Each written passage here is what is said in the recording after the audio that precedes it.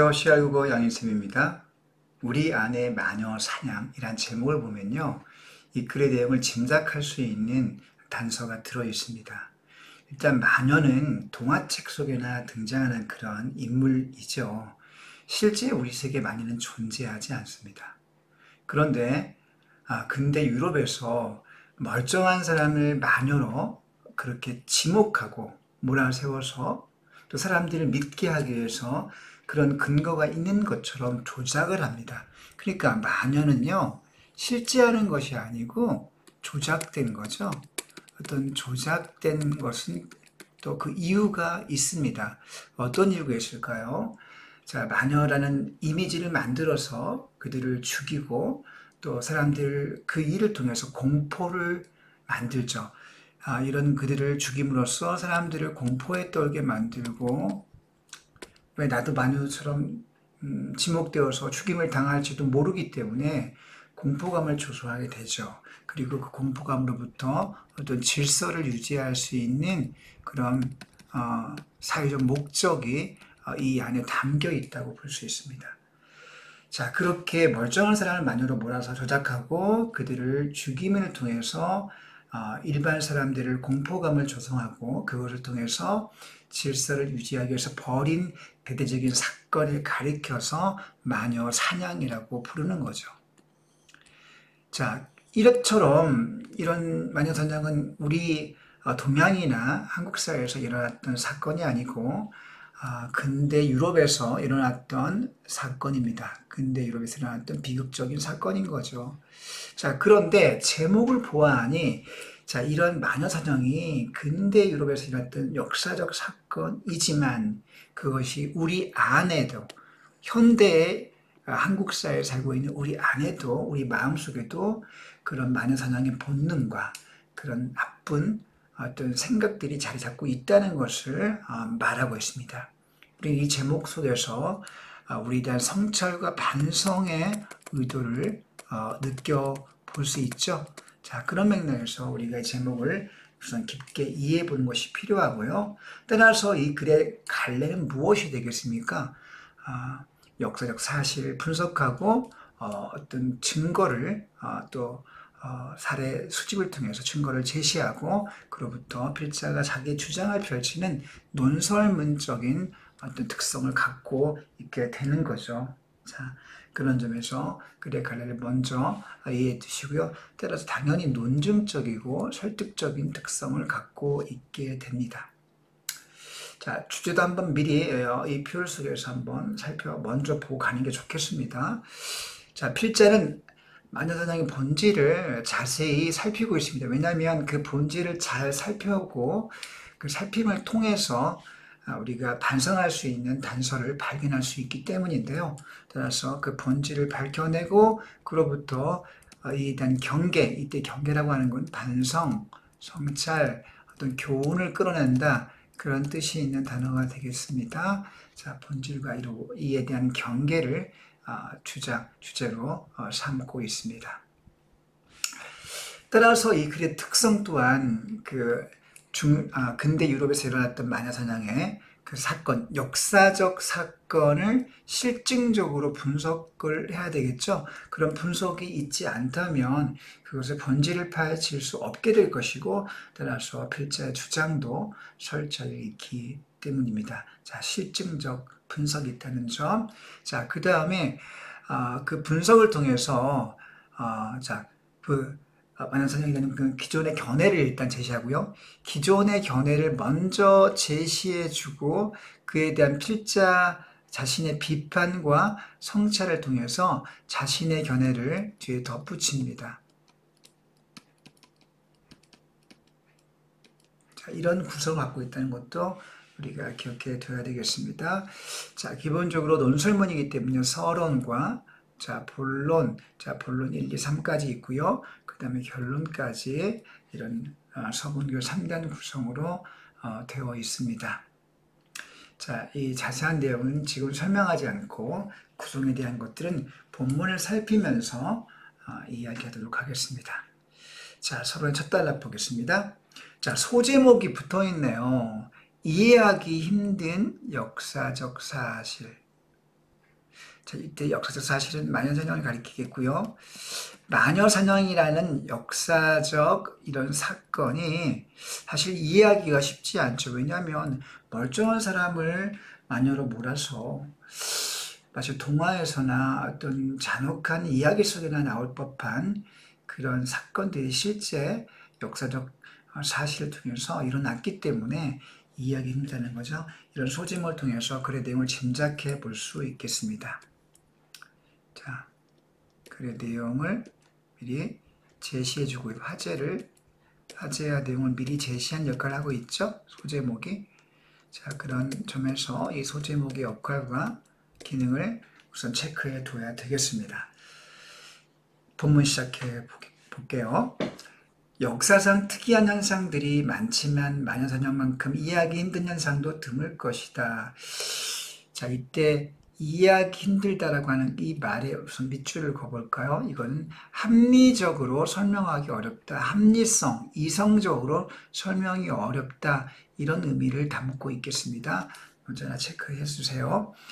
자, 이 세상에 악마와 내통하는 자들이 있어서 이들이 사회 전체를 위험에 빠뜨리려는 음모를 꾸미고 있으며, 자, 악마와 내통하는 자들이 사회 전체를 위험에 빠뜨리려는 음모를 꾸미는 자들이 있다. 이게 바로 마녀의 개념입니다.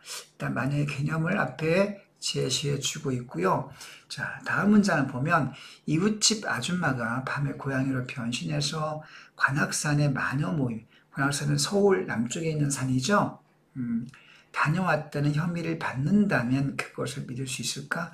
자, 이웃집 아줌마부터 관악산의 마녀 모임에 다녀왔다는 혐의를 받는 이 사건이 여러분 비유를 든 거죠. 이거는 자 유사한 현상에 빗댄 겁니다. 마녀를 실제 사례를 든 게 아니고 우리 현대 사회에서 서울 남쪽에 있는 산 관악산에 우리 이웃의 아주머니가 밤에 고양이를 변신해서 갔다 왔다. 자, 유사한 사례를 빗대어서 제시하는 그런 전개 방법을 쓰고 있다는 거 체크해 둬야 되겠습니다. 자, 그렇다면 그것을 믿을 수 있을까? 믿을 수 없다. 자, 이거 서리법으로 강조하고 있네요.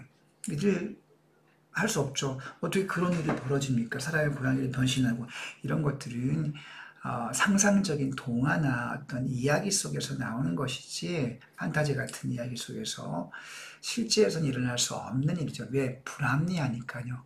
자, 합리적으로 이해할 수 없기 때문이죠. 자, 그런데 제목 칠게요. 실제로 유럽에서는 사회 전체를 위협하는 악마적인 세력이 존재한다고 철석같이 믿고 종교 재판소를 설치해서 마녀들을 소탕하는 운동을 벌였다는, 근데 이런 믿을 수 없는 사건이 실제로 일어났다라는 거죠. 자, 현재 계략적인 추산으로 15세기 말부터 이때 시작입니다. 이때 시작되었고요. 한 번만 일어났던 사건이 아니라 그 이후로 수백 년 동안 일어났던 사건이고요. 이런 마녀 판정을 통해서 처형당한 사람이 10만 명에 이를 정도로 엄청나게 많은 숫자 아닙니까? 자, 이 10만 명에 이를 만큼 충격적인 어떤 비극적인 어떤 사건으로 실제 역사적으로 실제했다는 거죠. 자, 우리가 여기에 이 숫자를 10만 명이라는 숫자는 충격적인데 여기서 필자의 의도를 알 수 있습니다. 좀 필기해 볼게요. 자, 이건 어떤 문제 현상을 제시하고 있습니다. 마녀 사냥의 문제점, 그리고 심각한 피해, 심각한 피해를 부각시킵니다. 문제점과 심각성을 부각시킴으로써 마녀사냥의 논의의 필요성을 부각하고 있다. 자, 우리가 체크해드릴 중요한 맥락입니다. 우리가 논술문의 서론 같은 데에서 문제 현상을 제기하고 그로부터 독자에게 이 사건과 이 현상이 논의의 필요성이 있다고 하는 것을 강조하기 위해서 많이 쓰는 수법이죠. 자, 우리 맥락에서 서로 이런 내용을 기억해 두면 되겠습니다. 물론 넘어갔습니다. 자, 사실 마술이나 마법의 개념은 과거 여러 사회에서 볼 수 있습니다. 이런 마술 마법 같은 경우에는 서양에만 있는 게 아니고 동양에도 있었고, 조선시대에 우리 소설 보면 많이 나오죠. 홍길동전도 머리털 뽑아서 자기 분신을 만들고, 박씨에서 박씨가 부채를 펴서 막 부채를 날려가지고 청나라 병사들 쓸어버리죠. 이런 마술 마법 개념은 과거 여러 사회에서 볼 수 있는 공통적 현상입니다. 일반적 현상이죠.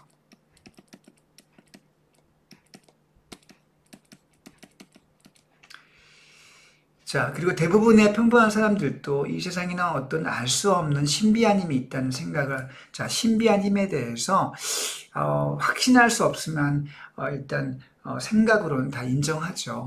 자, 그런데 제목 칠게요. 유럽에서는 이런 비정상적인 힘의 존재, 이 비정상적인 힘의 존재까지는 동서양 막론화가 다 있습니다. 근데 이 신비한 힘을 뭐와 연관시킵니까? 악마와 연관시켜요. 데빌을.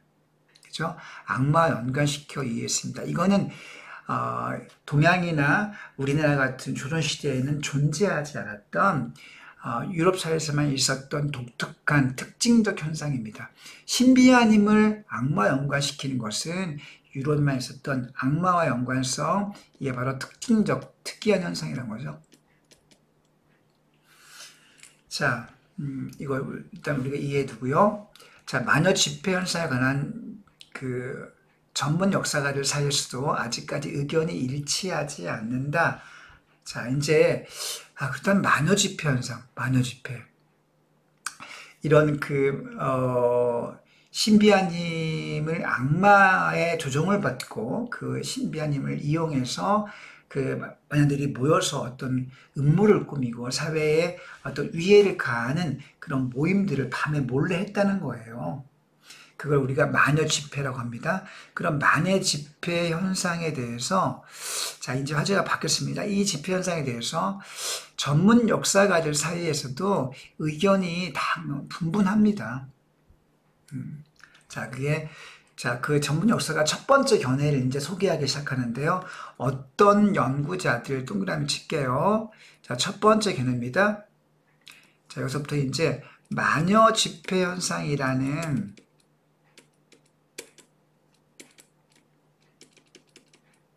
현상에 대한 어떤 그 연구자들의 견해, 그 다양한 견해 중에 첫 번째 견해를 소개해주고 있는데요. 자, 이들은 어떻게 말하고 있냐면, 저들이 밤에 집회를 연 건 사실이다. 밤에 집회를 연 건 사실이고요. 그리고 그들이 또 어떤 특정한 믿음을 갖고 있었고, 그리고 다만 그 내용은 악마 숭배하고는 거리가 멀었다. 그들이 집회한 것도 사실이고 어떤 믿음도 갖고 있던 게 사실인데 악마 숭배는 아니다. 다만 그들은 고대로부터 은밀히 전화되어왔던 다산 숭배. 여러분, 다산 숭배는 뭐냐면, 다산이라고 하는 건 농사를 지을 때 많은 어떤 그 수확을 통해서 풍년을 기원하고 소망하는 그런 의식입니다. 다산 숭배는 풍년을 기원하는,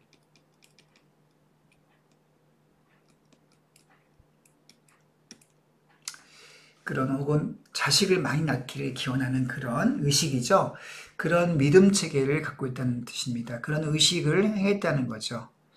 자, 이걸 정리해보면 다시 말해, 자, 그러니까 그들은 악마적인 어떤 그 실제 마녀처럼 어떤 악마와 결탁해서 어떤 이상한 행위를 한 게 아니고, 그들이 한 거는 사실은 농업적으로 풍년을 기원하고 많은 자식을 낳기를 소망했던 그런 믿음책을 갖고 있던 사람들이었다는 거죠. 근데 그들의 행동이 지독한 오해를 받고, 이때 오해라고 하는 거는 다시 말하면 악마와 결탁했다라고 하는, 사실은 농업적인 어떤 소망과 풍년 기원했던 것일 뿐인데 악마와 결탁했다라고 하는 그런 오해를 받게 되고 그런 조작을 그들이 받게 된 거죠. 그래서 억울하게 희생을 당했다. 따라서 오해받을 만한 어떤 행동을 한 건 사실이다 라고 보는 입장입니다. 자, 첫 번째 그 마녀 집회에 대한 연구자들의 첫 번째 견해를 소개해 주고 있는데요. 그걸 한번 정리해 보면, 자, 이들이 자, 이렇게 정리해 볼 수 있겠습니다. 자, 그들은 오해받을 만한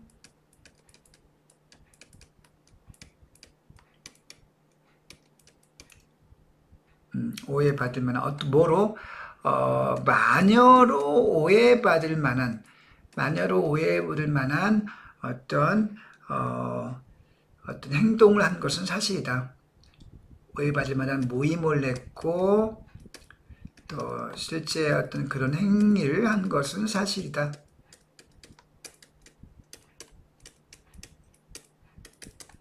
실제 말은 아니었지만 이런 식의 입장을 견지하는 견해가 있다는 것을 필자가 처음으로 소개해주고, 자, 그들은 실제로 집회를 한 것도 사실이고 집회 모임을 한 건 사실이죠.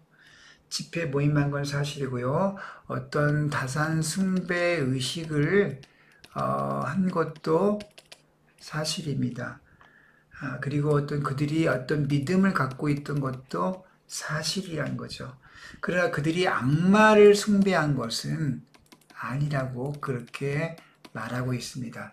자, 앞에 이런 세 가지 행위란 건 사실이기 때문에, 자, 이런 행위 사실이 악마 숭배로 한 것은 아니지만 악마 숭배로 오해받을 만한 어떤 여지는 충분히 있었다고 보는 것이 첫 번째 관점의 내용입니다. 자, 이제 두 번째 관점을 소개해 주고 있습니다. 자, 이와 달리 어떤 연구자들은, 자, 두 번째 견해입니다. 자, 그런 것은 전혀 그러니까 이때 그런 것은 그런 역사적 사실이죠. 그런 사실은 아예 존재하지 않았다. 사실 자체가 없었다. 그 순전히 조작이다. 그렇게 주장하는 관점입니다. 자, 신학자, 종교 재판관, 정부 당국자들이 그들이 읽은 종교 서적의 내용을 가지고, 자, 어떤 신학자, 재판관, 그 다음에 정부 당국자들이 어떤 종교 서적을 읽고요, 그걸 가지고 그들이 개념을 만들었어요. 그러니까 상상을 통해서, 자, 여기 나오네요. 상상을 통해서 만든 거죠. 그래서 그걸 가지고 무고한 사람, 죄가 없는 사람들, 죄 없는 사람들을 올가맸다는 거죠. 따라서 집회 같은 것은 실제하지 않았다고 보는 관점입니다. 자, 여기까지가요, 여러분들. 여기까지가 마녀 집회에 관한 두 번째 견해. 자, 여기 제목이 적혀 있습니다. 두 번째 견해인데요. 자, 실체가 없고 조작된 거다라고 보는 관점입니다. 자, 이제 세 번째 견해를 소개해 주고 있습니다. 자, 그리고 세 번째, 그 두 견해의 중간적 입장에 동그라미 칠게요. 자, 절충적 입장이네요. 어떤 면에서 절충일까요?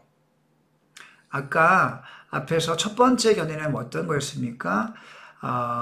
모임의 실체는 있었다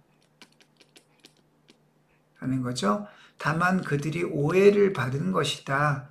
자, 이렇게 얘기한 것이고, 자, 두 번째 입장은 뭐였습니까? 두 번째 입장은 모임의 실체는 없다. 자, 조작된 것이다.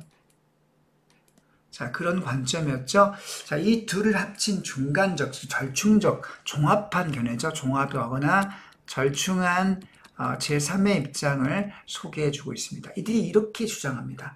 우선 과거로부터 전해오던 이교적 전통이 있었다. 이교라고 하는 건 이단적, 그러니까 이교 전통이라고 하는 건 중세부터 서양인 유럽 사회는 기독교가 중심 종교였죠. 그 기독교와 다른 이단적인 종교, 기독교와는 다른 이단적인 종교, 뭔가 좀 은밀하고 좀 음침하고 또 그런 이상한 악마를 숭배하는 어떤 그런 전통이 있었고, 이걸 이교라고 합니다. 기독교는 다른 종교, 정통 기독교, 그래서 좀 기독교 많은 다른 어떤 종교가 있었고, 자, 이것을 권력 당국이 받아들여서, 자, 이것들이 있던 건 사실이고, 이것을 권력 당국이 이걸 수용해 자신의 생각대로 조작했다. 이것을 조작했다. 개념을 조작했다. 라고 하는 거죠. 자, 그렇게 보는 관점입니다. 자, 조작을 통해서, 여러분, 조작이라고 하는 건 목적이 있는 거 아닙니까? 어떤 목적이 있었냐면, 일반 민중들을 공격하려는 목적이 있었다는 거죠. 자, 이게 여기까지가 세 번째 견해가 되겠습니다. 여기까지가 지금 세 번째 견해가 되겠네요. 자, 이 견해의 내용은 이교 전통이 실제로 있었고, 이교 전통은 첫 번째 입장과 비슷하죠.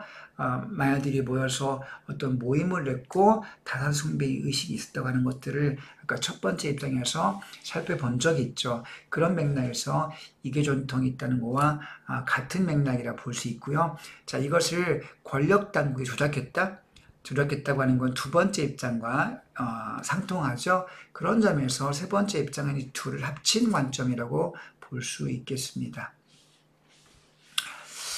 자, 이렇게 세 가지 입장을 필자는 객관적으로 일단 소개해 주고 있고요. 그 다음에 이제 당연히 필자 자신의 어떤 입장이나 견해를 소개해야 되겠죠. 자, 어떻게 종합 정리하고 있는지 보겠습니다. 이제 이것들을 정리해 보면 어떻습니까? 어느 한순간에 마녀 혹은 마녀 집회 같은 개념이 만들어진 것은 아니고 어느 한순간이 아니고 오랜 기간을 걸쳐서 차츰 정형화, 그 틀이 만들어졌고, 그리고 실제로 마녀가 존재할 리는 없으므로, 자, 실체는 없다는 거죠. 실체는 없으므로 권력 당국이 가공의 개념을 만들어서, 자, 누가요? 권력 당국, 즉 정부와 종교 집단, 종교 그 리더 그룹들이 가공의 개념을 만들어서 희생을 강요한 것으로 요약할 수 있다는 겁니다. 자, 필자가 앞에 나왔던 내용을 객관적으로 지금 정리해주면 마녀 개념을 만들어서 죄 없는 사람을 잡아다가 고문한 게 중요하죠. 고문을 해서 죄인을 억지로 만듭니다. 그래서 자신이 마녀가 아님에도 불구하고 너무 고통스럽기 때문에 죽음을 각오하고 그 순간 고통을 너무 피하고 싶어서 자백하는 그런 상황이 되는 거죠.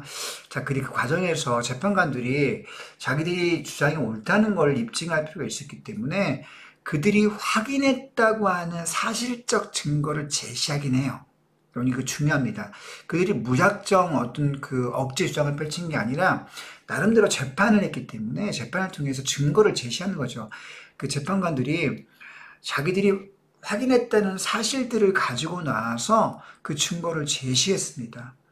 그리고 그걸 통해서 그 정교하게 마녀 개념을 더 만들어가는 그런 악순환을 그렇게 벌였다고 정리할 수 있겠습니다.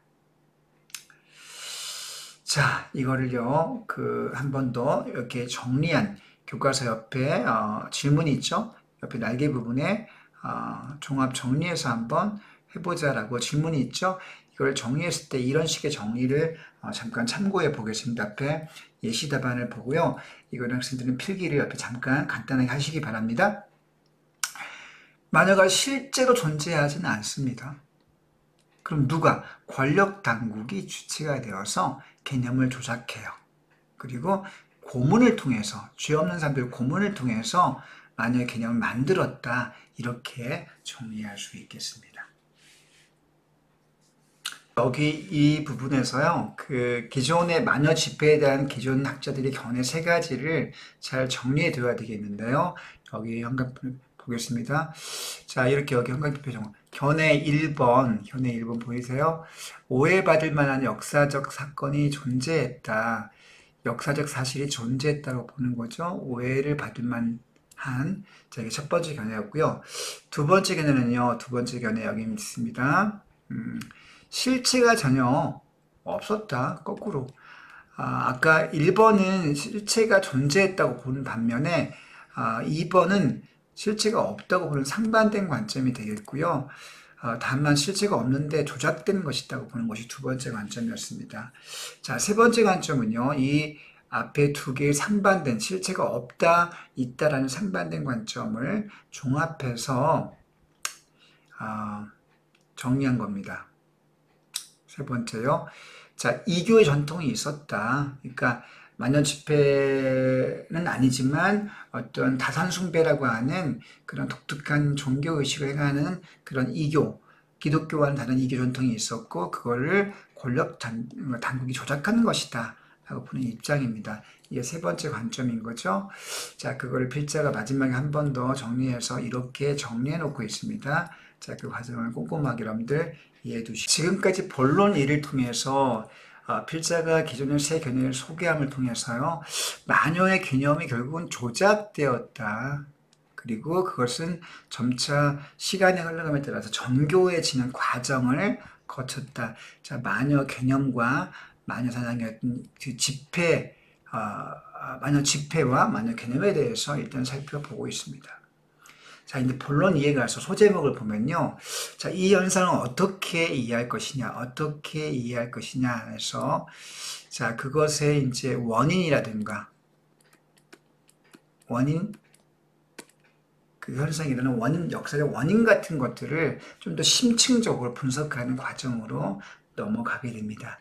지금까지는 마녀 개념과 마녀 집회에 대한 어떤 기존의 개념을 소개하는 거였다면 이제 그것이 일어나게 되는 원인이 무엇인지를 더 깊게 살피는 내용으로 바뀐다는 점, 여러분들 그걸 이해하고 다음 내용 보겠습니다. 자, 왜 이런 일이 일어났을까? 질문을 던지고 있네요. 자, 질문을 던지고 답하는 걸 뭐라고 합니까? 문답법이라고 하죠.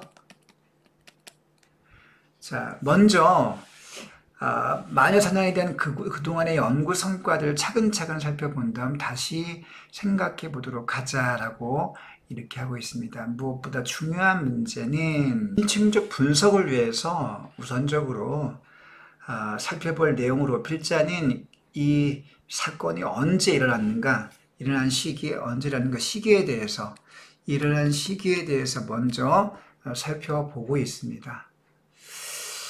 자, 그 다음 달라고 살짝 살펴보겠습니다. 그렇다면 또 이제 시기의 문제를 넘어가서 누가 희생되었는가? 자, 희생 주체가 주로 누군가? 희생자가 누구냐?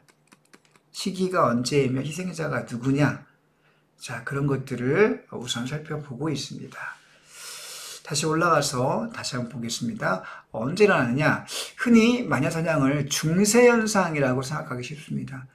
자, 선생님도 옛날에 이거 유럽 중세에서 일어난 사건 아닌가? 이런 생각을 갖고 있던 게 사실인데요. 이 글을 준비하고 분석하면서, 이게, 중세가 아니라 근대 입구, 자, 근대의 초입에서, 일어나기 시작했고, 근대를 거치면서 일어났고 사실을 다시 한번 알게 됐습니다. 그러나 사실은 근대 초의 현상이다. 그렇죠. 가장 극성을 부렸던 시절은 1590년대, 그러니까 1600년도 초입에 있네요. 그죠?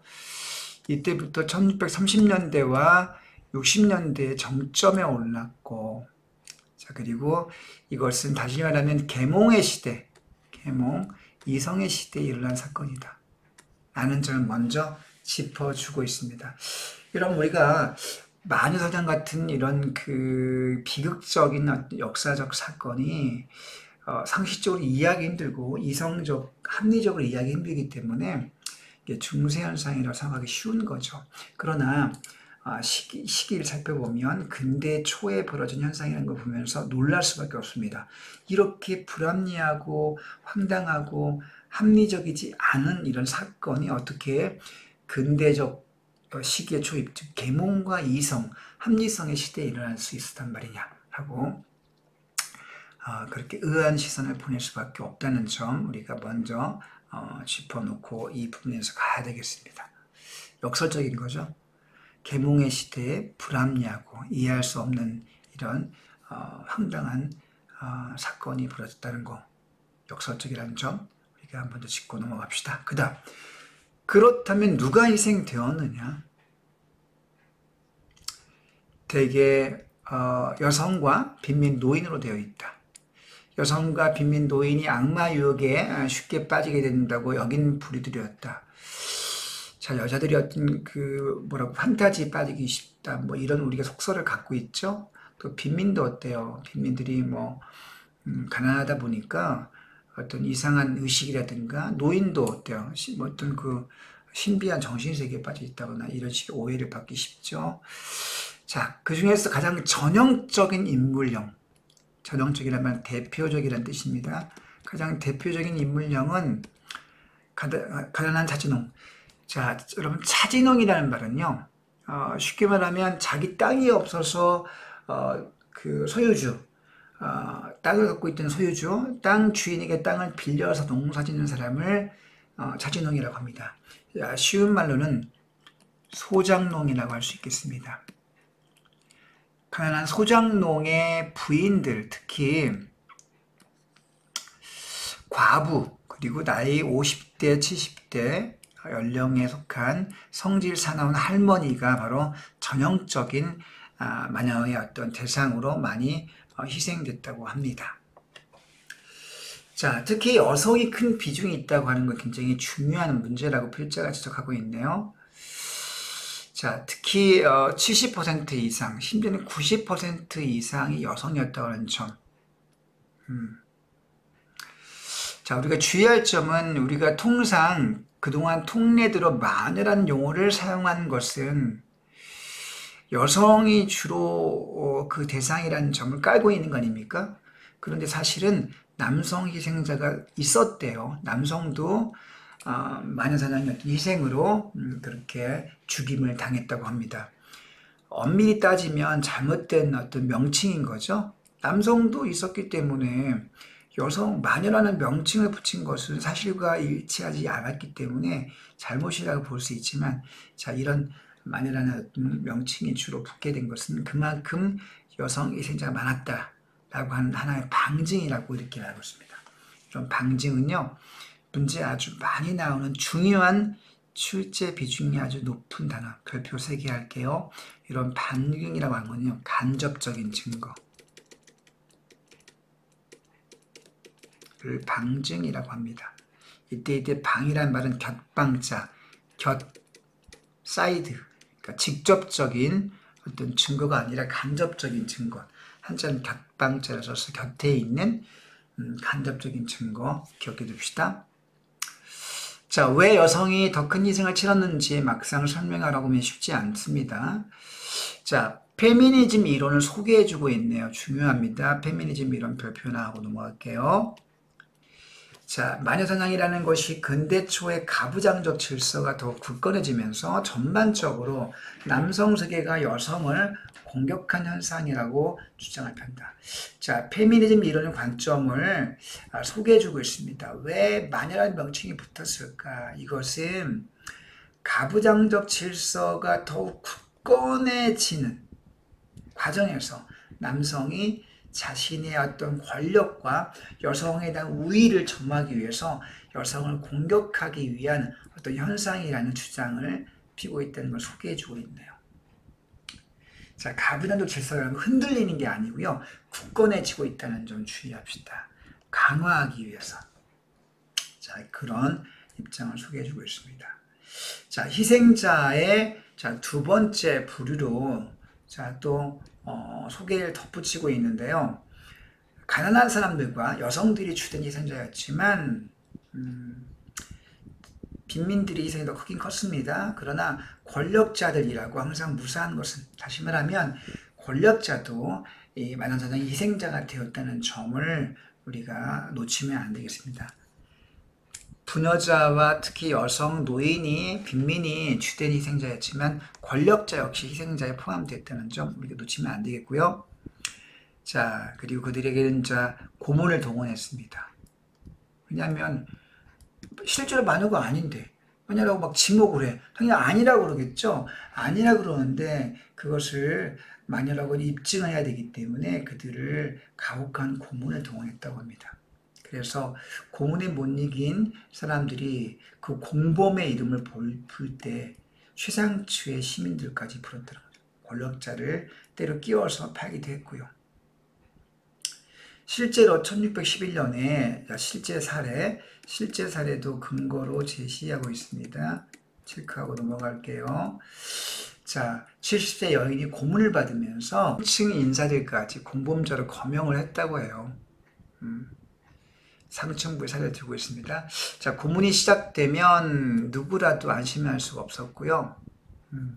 겁에 지는 사람들 가운데에는 자기가 지뢰 마법을 부렸다가 자수까지 하는 사람도 있었고, 자, 성직자들도 희생됐고, 심지어 어떤 판사도 자기 부인이 마녀로 몰리자 거칠게 항의했다가 자신도 고문에 못 이겨서 죄를 고백하고 처형을 당하는 이러한 정말 역설적인 어떤 경우도 있다는 사실, 실제 사례를 증거로 제시하고 있습니다. 자, 여기까지가 이제 마녀사냥이 일어났던 시기, 근대 초라고 하는 거, 그 다음에 희생자의 주된 대상이 누구였는가를 밝히고 있는데요. 자, 이제부터 그렇다면 자, 이러한 끔찍한 마녀사냥을 과연 어떻게 해석해야 될까? 자, 심층 분석으로 넘어갔습니다. 자, 질문을 던지고 있네요. 자, 우리의 눈, 이때 우리의 눈은 어떻습니까? 현대인의 시각에서 볼 때 이런 뜻입니다. 현대인의 시각에서 볼 때요, 별표할게요. 그건 광기라고 볼 수밖에 없죠. 이는 이해할 수가 없으니까요. 현대인의 시각에서 보면 광기이다. 자, 필자가 어떤 얘기를 하고 싶을까요? 그러나 이야기가 뒤집히고 있습니다. 현대인의 시각에서 볼 때는 광기지만 그렇게만 말하고 끝날 일 아니다. 그 얘기는 무슨 말입니까? 광기가 아닐 수도 있다는 얘기를 하고 있는 건가요? 잠깐 보겠습니다. 그 시대 사람들이 정말로 제정신이 아니어서 집단으로 광포한, 자, 폭력적이고 아주 미친 그런 짓을 했다고 말할 수는 없다. 광포한 짓을 했다고만 할 수는 없다. 광기가 아닌 다른 이유가 있다는 거죠. 우리의 시각을 볼 때는 광기지만 당신의 시각을 볼 때는 광기가 아닐 수도 있다. 뭐 이런 얘기를 전개하려고 한다는 점, 눈치를 챌 수가 있겠네요. 사람들은 위험한 존재로부터 사회를 지키는 훌륭한 일을 하고 있다고 자부했을 것이다. 자, 당대 관점에서 볼 때 마녀사냥을 주도했던 사람들이 내세운 명분은 뭐였습니까? 위험한 존재, 즉 마녀들로부터, 악마의 세력으로부터 사회를 지키는 훌륭한 일을 하고 있다. 자, 이렇게 자신들의 어떤 일을 정당화시켰죠. 자, 그들이 내세웠던 마녀 사냥의 명분입니다. 훌륭한 일을 하고 있다, 그렇게 주장했다는 거죠. 야, 이건 당대인의 관점에서 볼 때, 자, 다시 말해서 그 사회의 관점에, 즉 당대인의 관점에서 볼 때, 자, 광기가 아니라 합리적 행위였을 수 있다라고 일단 필자가 그렇게 의견을 피력하고 있습니다. 자, 필자는 이걸 추측하고 있을 수 있다, 행위였을 수 있다고 추리하고 있네요. 자, 이렇게 필자는 당신의 관점, 당대인의 관점에서 볼 때 합리적인 어떤 이유가 밑에 깔려 있다고 추리할 수 있는 부분이 있다. 한 점 우리가 꼭 이해해둬야 되겠습니다. 자, 그러나 그 시대 사람이 아니라 역사학자의 학자 입장에서 단죄는 아니더라도 어떻게든 설명과 해석 평가해야 한다. 이제 당대인의 관점이 아니라 우리가 이거에 대한 깊은 당대인의 관점이 아니라 제3자 입장에서 객관적인 해석과 평가가 필요하다는 거죠. 어떻게든 해석과 심층적 해석 평가가 필요하다. 자, 그래서 필자는 이에 대한 기존의 설명, 기존의 해석들을 일단 소개해 주고 있습니다. 자, 여기부터 기존 해석을 또 소개해 주고 있네요. 자, 첫 번째 관점을 소개해 주고 있는데 어떤 것들인지 보겠습니다. 흉년과 전쟁, 전염병 등과 같은 재난이 심해졌을 때 그에 대한 반응으로 재판이 행해졌다는 설명을 제시하고 있네요. 첫 번째 설명은 뭐냐면요. 재난, 흉년, 전쟁, 전염병 같은 재난에 대한 반응이었다. 재난에 대한 반응이었다라는 설명을 소개해주고 있습니다. 자, 기존의 역사학자의 관점을 소개해주고 있네요. 1590년대에는요, 실제 그 당시에 기근과 전염병이 굉장히 심했고, 자, 그런 시기에 마녀재판이 극성을 부렸다는 거죠. 또 많은 마녀가 전염병을 일으켰다는 고소를 받은 점을 보면 일리가 있어 보입니다. 자, 필자 역시 이런 견해가 일리가 있다는 점을 인정하고 있습니다. 자, 부분적으로 인정하고 있네요. 이런 관점에 대해서. 그렇지만 어때요? 역접으로 꺾이고 있네요. 재난과 어떤 전염병이 많이 일어났던 시기에 마녀사냥이 어떤 극성을 부린 것도 있긴 있지만, 그런데 그렇지 않은 시기에도, 즉 재난이 벌어지지 않은, 재난이 없던 시기에도 또 마녀사냥이 많이 일어났던 점을 생각해 본다면 이건 완벽한 설명이라고 인정할 수는 없다. 자, 이 설명은 한계가 있다. 자, 이 관점의 한계를 또 덧붙이고 있습니다. 자, 재난에 대한 반응이라는 그런 관점이 일부 일리는 있지만, 재난이 없던 시기에도 사냥이 행해졌기 때문에 한계가 있다라고 보는 그런 평가를 덧붙이고 있습니다. 자, 두 번째 관점을 소개해 주고 있습니다. 여기까지가 기존 견해 1번이고요. 자, 여기부터는 이제 기존 견해 2번을 소개해 주고 있습니다. 기존의 해석 두 번째를 소개해 주고 있네요. 자, 어떤 관점이냐면, 마녀재판이 물론 나쁜 일이다. 그렇지만 공동체 내에서 공동체 내의 특정한 기능을 했다는 점을 말해주고 있습니다. 공동체 내에서의 기능. 자, 이건 어떻습니까? 좀 볼까요? 마을에 보면 같이 지내기가 좀 곤란한 사람들이 있죠. 그런데 같이 지내기, 공동체에 어떤 위협을 주는 사람들이 있다는 겁니다.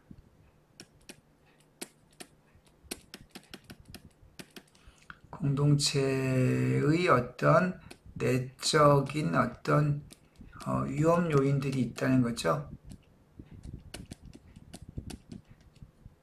자, 예컨대 몹시 가난한 사람이 있습니다. 근데 도와달라고 요청을 자주 해요. 근데 매번 요청하니까 그 사람을 매번 도와줄 수는 없고 그냥 있자니 마음에 걸립니다. 자, 가정하고 있나요? 가정. 있다고 하자. 마녀사냥은 사람들의 죄책감이 기형적으로 발동해서 이런 사람들을 아예 제거하는 방향으로 작동한다. 자, 이들에 대한 같이 지내기가 곤란한 사람들에 대한 죄책감이 기형적으로 발동해서 제거하는 어떤 이들을 죄책감 발동해서 제거하는 방향으로 작동한 결과이다. 라는 관점입니다. 자, 마녀사냥이 배운 자들의 덤터기 씌우기였다는 식의 설명만으로는 부족한 부분, 즉 일반인들의 심리를 고려하고 있다. 이 관점은 일반인의 심리, 죄책감이라고 하는 것들을 고려하고 있고, 어떤 공동체에서의 기능을 고려하겠다는 측면을 보여준다는 점에서 부분적으로 인정될 수 있다. 이것도 역시 필자가 부분적으로 인정하고 있네요. 이것도 기존 두 번째 관점, 죄책감에 대한 공동체의 대응이었다. 공동체에 어떤 위험을 주는 사람들에 대한 어떤 공동체의 대응이었고, 그런 점에서 공동체에 또는 기능을 하고 있다는 점을 부분적으로 인정하고 있습니다. 자, 부분적 인정이네요.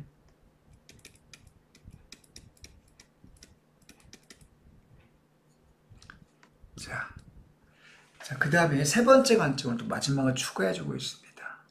자, 그 밖에도 희생자들의 재산을 빼앗기 위해서 이런 희생자를 만들었다는 설명이 또 제 세 번째는 있습니다. 그런데 재산을 빼앗기 위해서 했다고 하는 것은 대부분 부정되었다. 이거는 전적으로 인정되지 않고 있네. 이건 인정되지 않고 있습니다. 앞에 두 견해는 부분적으로 인정되고 있지 않습니까? 앞에서. 자, 부분적으로 인정되고 있었는데 1번과 2번 견해는 자, 세 번째 재산을 빼앗기 위한 행동이었다 보는 것들은 학자들에 의해서 부정되고 있다는 점을 설명을 덧붙이고 있습니다. 세 번째 입장은 재산 탈취를 목적으로 했다는 점 잠깐 메모를 하는 게 좋겠네요. 자, 그러나 이런 관점은 아주 부정되었다.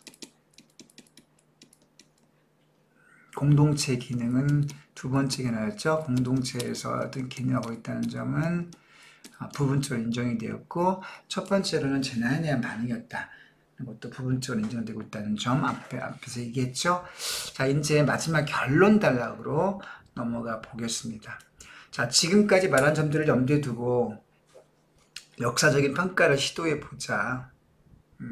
여기서부터 필자의 생각이 나오기 시작하네요.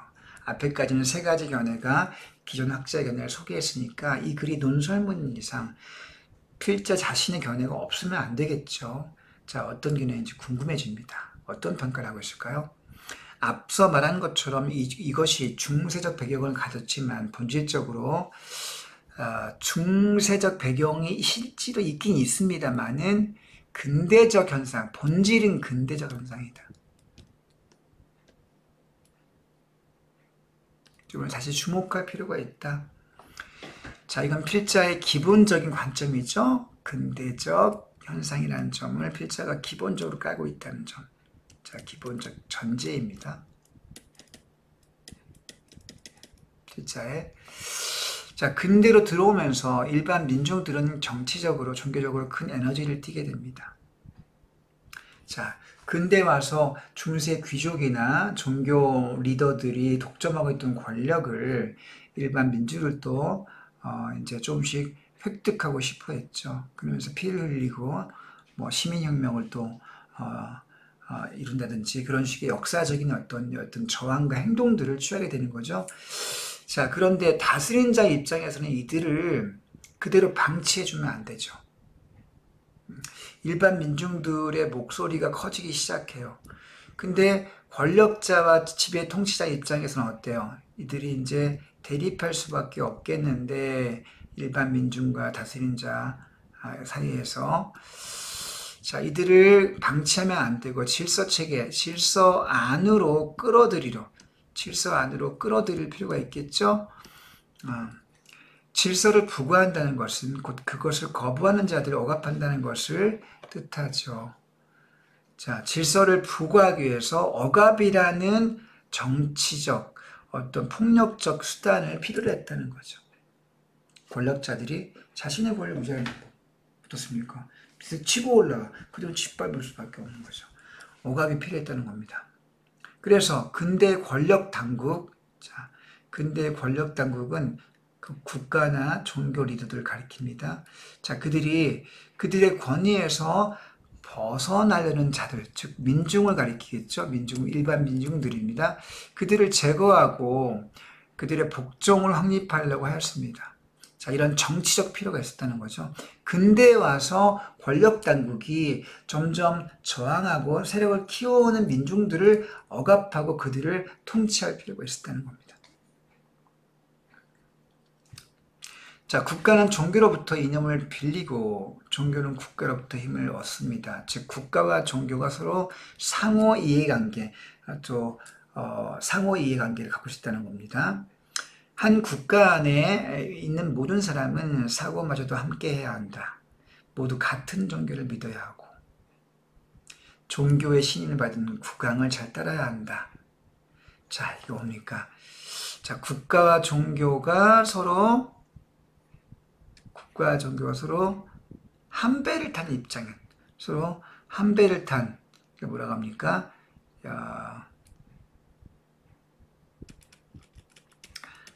한 배를 탄 입장이었다는 거죠. 한 배를 탄 사이였고, 자, 그런 점에서 국가 종교가 국가 안에 모든 사람을 자, 통제하고 싶어 했습니다. 그래서 근대 국가는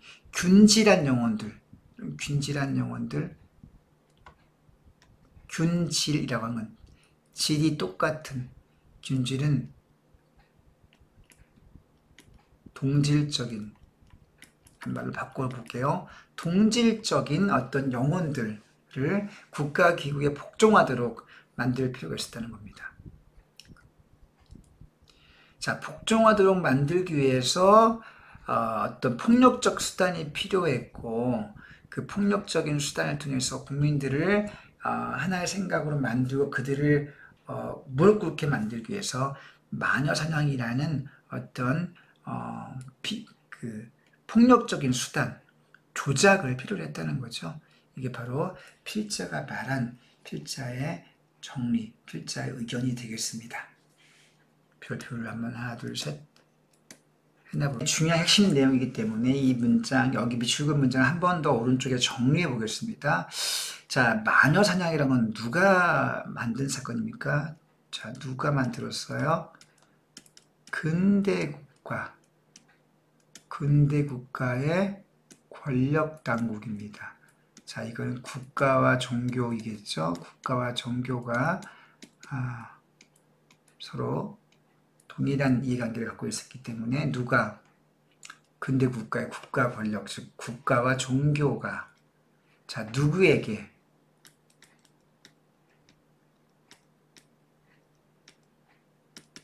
자, 일반 민중이죠. 점점 부상하고 있던 일반 민중들, 자, 국민들을 누구에게? 일반 민중에게. 자, 일반 민중에게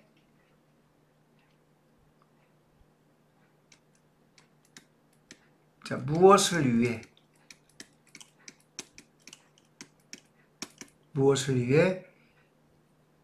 자, 그들에게 질서, 그들에게 문장을 만들어 볼게요.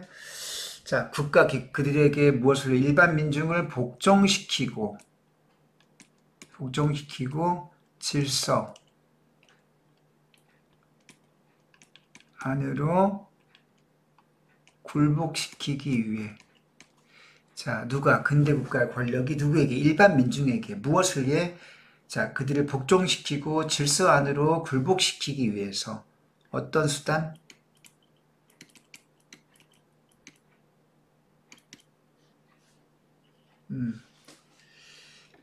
굴복시켜서 균질한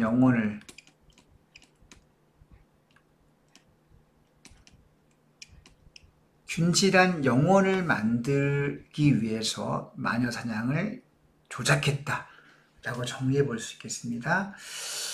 자, 균질한 영혼을 무엇을 위해 안으로 굴복시키고 여기까지 같이 묶어야 되겠네요.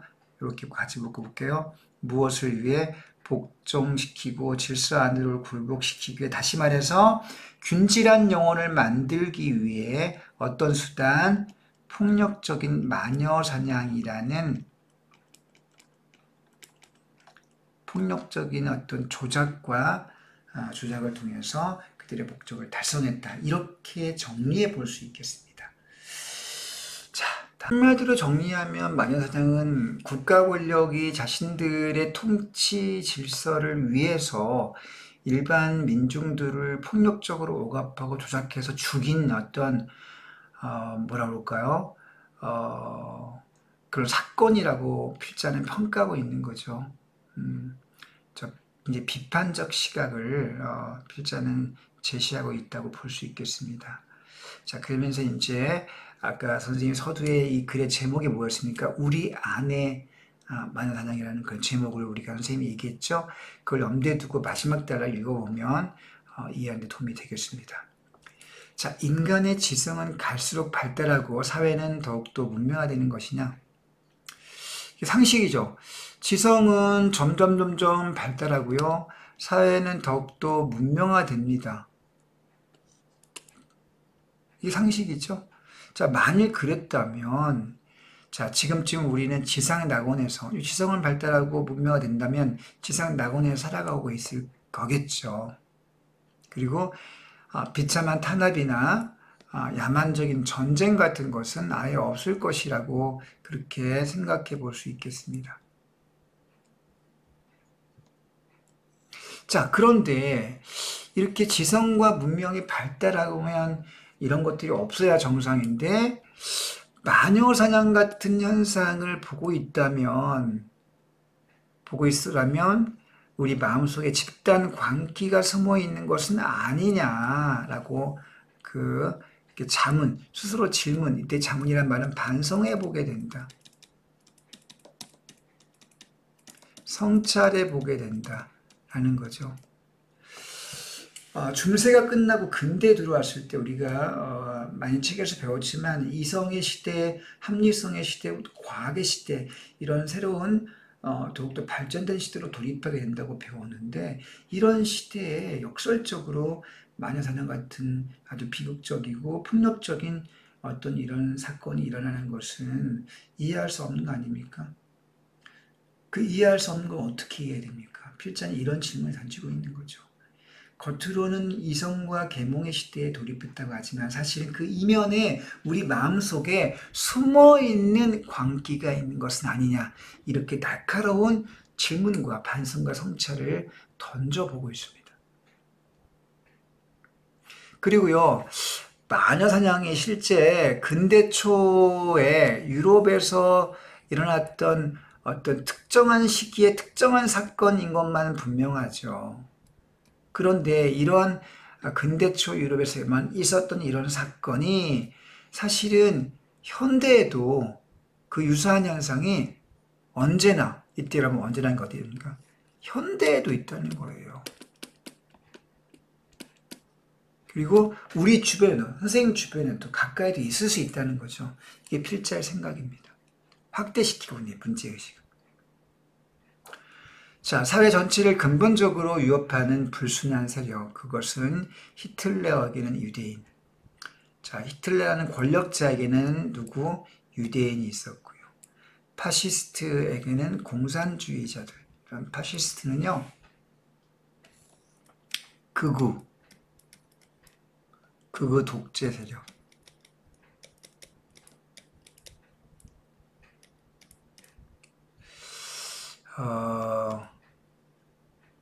예컨대 뭐라 그럴까요? 일본 제국주의,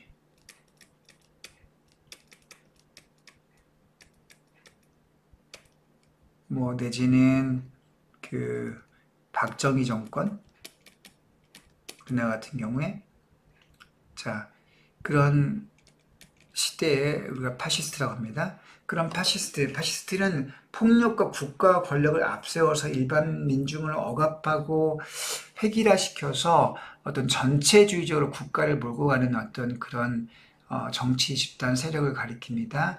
그들은 공산주의자들을 공격했다. 이게 누가 돕니까? 유대인과 공산주의자가 누구와 통합니까? 바로 마녀사냥과 통한다는 거죠. 자, 근대 초의 유럽에서 마녀사냥은 현대에 와서 파시스트들에게 공격당한 공산주의자 그리고 히틀러에게 희생당한 유대인, 자, 이 세 가지는 같은 어떤 희생자라는 겁니다.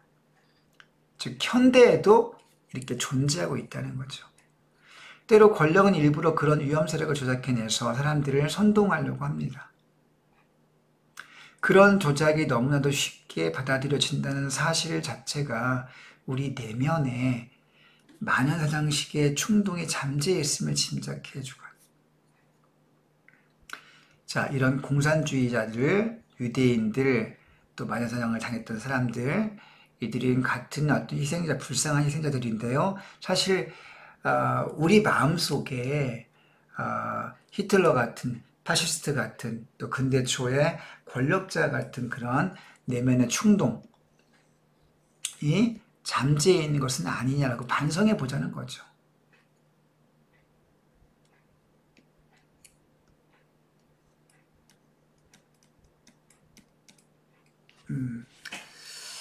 자, 예컨대 최근에 뭐 보면 그런 사건이 있었죠.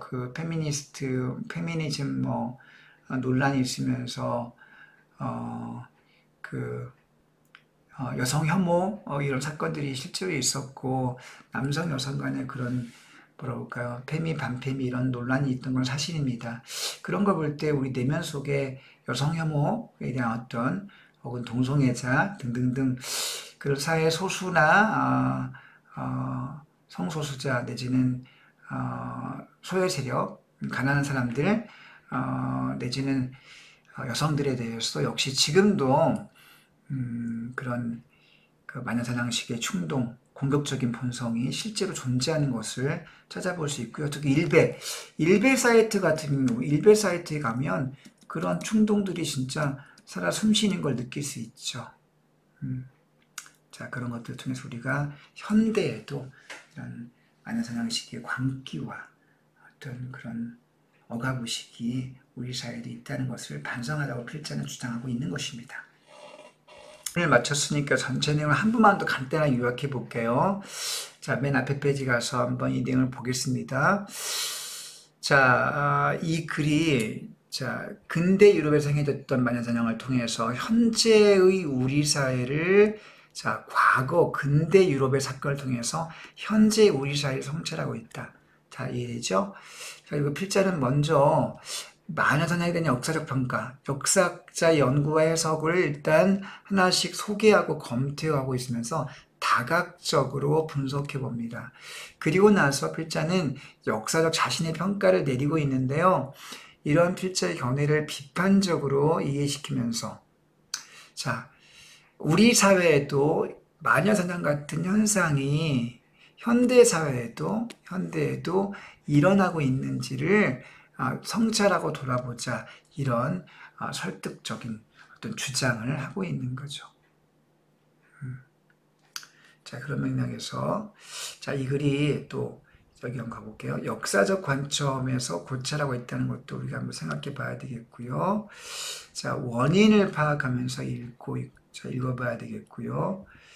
자, 그런 점에서도 우리가 약간 체크해야 될 부분들이 있겠습니다. 자, 이제 본문 설명을 마치고요. 뒤에 학습활동 중에 중요한 내용 몇 가지만 좀 검토해 보겠습니다. 뒤에 학습활동으로 넘어가 볼게요. 활동 내용 중에 자, 2번 문제, 양가로 1번 문제 살펴볼게요. 필자가 이것을 당대 관점에서 이해할 수 있다고 주장한 이유는 무엇일까? 왜 당대 관점에서는 이해할 수 있다고 했을까요?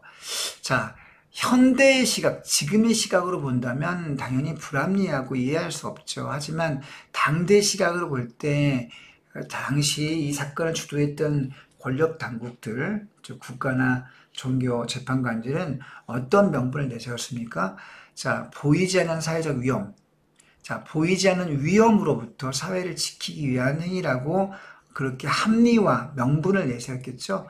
자, 그래서 당대 관점에서 이런 것들을 생각해 볼 필요가 있다는 점 체크해 두겠고요. 그 다음 두 번째, 자, 이 그림 나오는 거 보이시죠? 굉장히 중요하게 돼서 시험에 나가는 거 되게 많습니다. 별표만 3개 할게요. 자, 이 세 개 사건, 유대인 학살, 그 다음에 공산주의 학살, 자, 이것이 마녀사냥 어떤 연관성이 있을까? 어떤 공통점이 있을까? 자, 이 세 개의 이 공통점의 내용은 뭘까요? 자, 예시답안의 내용을 좀 체크해 보겠습니다. 자, 당시 유럽에는 사회를 위협하는 세력을 마녀로 몰아서 사용을 했고, 히틀러는 유대인을 사회를 위협하는 세력이라고 그렇게 내몰았고, 파시스트들은 어땠습니까? 공산주의자들을 역시 사회를 위협하는 세력으로 몰아붙였죠. 정리해 본다면 이 세 세력, 유럽 당시 권력자들, 그 다음에 히틀러, 파시스트들은 권력자들은 셋 다 공통점이죠. 이들은 당시 사회 안정이라는 명목을 내세워서 특정 부류의 사람들을 핍박했다 하는 점이 공통점이 되겠습니다. 자, 그 다음 3번 더 발표 2개 할게요. 자, 이와 같은 현상이라는 근본적인 원인이 어디 있냐? 근본적 원인이 어디 있느냐? 자, 그거는요. 자, 기존의 사회 질서를 유지한다는 것은 하나의 명분이죠. 실질적인 이유가 아니고 겉으로 내세운 명분입니다. 기득권을 지키기 위해서 사건을 조작했다는 거죠. 자, 그리고 그런 권력자들의 기득권 유지를 위한 어떤 조작을 다수의 많은 사람들이 합리적 판단 없이 너무 쉽게 수용했다는 거죠. 자, 여러분, 그렇다고 한다면, 그러니까 그 조작한 것까지는 그들이 벌이는 사건이고요. 그 조작한 사건은 다수의 민중들은 그거를 사실로 합리적 판단 없이 믿었다는 겁니다. 휩쓸린 거죠. 자, 우린 여기서 필자의 어떤 주장이나 의견을 추리해 볼 수 있습니다. 어떤 주장을 할 수 있습니까? 자, 마녀사냥 같은 어떤 이런 비극적인 어떤 사건을 피하기 위해서는 어떤 게 필요하냐? 어떤 조작을 의심해 볼 수 있는 비판적 시각 필요하다 라는 걸 생각해 볼 수 있겠죠? 자, 우리가 마녀사냥 같은 그런 비극적 사건을 피하기 위해서는 권력자들이라든가 어떤 주도 세력들이 조작하고 왜곡하는 것들을 잘 간파하고 의심하고 비판을 통해서 그 본질을 꿰뚫어 볼 수 있는 능력이 필요하다 하는 걸 추론해 볼 수 있는 거죠. 자, 오늘날 같은 시대에서 마녀사냥 같은 어떤 현상이 여전히 벌어지고 있는데 주위에서 이거 어떻게 하면 올바로 대할 수 있을까? 올바른 자세에 대해서 질문을 던지고 있습니다. 근데 우리 사회도 마녀라는 어떤 그 유럽 사회의 어떤 이런 그 개념이 된장남 혹은 된장녀라고 하는 어떤 그 이름으로 바뀌었을 뿐 여전히 현재도 진행되고 있다는 거죠. 이제 중요하네요. 된장남, 된장녀. 이거 일종의 마녀 사냥식인 개념입니다. 자, 이런 조작이나 왜곡이 지금도 이런 무리가 진행되고 있다는 점을 제시하고 있습니다. 일종의 이제 인격 살인인데 이것들을 어떻게 하면 할 수 있을까요? 마침 이것이 SNS, 인터넷 같은 매체의 발달을 통해서 더욱더 확산이 되고 있습니다. 자, 이거 우리가 무비판적으로 수용하면 안 되겠죠? 맹목적으로 수용하면 안 되겠습니다. 자, 어떻게 될까요? 사실관계를 확인하고 이걸 비판적으로 판단해서 수용할 필요가 있다 하는 얘기를 하고 있습니다. 무비판과 맹목에서 어떻게 비판과 성찰로 가야 된다는 얘기죠. 자, 밑에 4번에 주어진 마석칸의 본문 속에는 중요한 단어 하나 나옵니다. 그 뭐냐면요. 바로 타산지석이라는 한자성어가 되겠습니다. 문제에 나올 가능성 엄청나게 높다는 걸 여러분들 기억해야 됩니다. 자, 역사는 그 자체가 무엇을 가르쳐 주지는 않습니다. 다만 교훈을 얻지 못하는 자들을 처벌할 뿐이다. 우리가 일제의 아픈 어떤 강점기 역사를 우리는 경험했죠. 근데 그걸 사실만 알고 있다고 해서 우리는 아무것도 얻지 못합니다. 그로부터 교훈을 얻고 우리 국력을 키우고 강대국들이 틈바구니에서 우리 민족의 앞으로 후손들의 삶을 스스로 결정할 수 있는 힘을 길러야 되겠죠. 자, 그런 힘을 기르는 것은 바로 교훈을 얻어야지만 가능한 거죠. 사실을 안다고 해서 그걸로 해결된 것은 아닙니다. 자, 과거의 경험을 미래의 어떤 교훈으로 삼는 것. 자, 그게 바로 타산지석입니다. 여러분, 타산지석은요,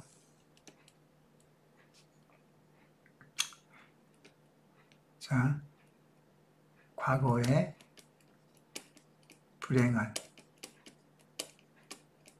혹은 남의 불행한 과거의 불행한 혹은 남의 불행한 사건이나 이야기를 자, 불행한 과거나 혹은 과거나 남이거나 과거이거나 간에 불행한 사건 이야기를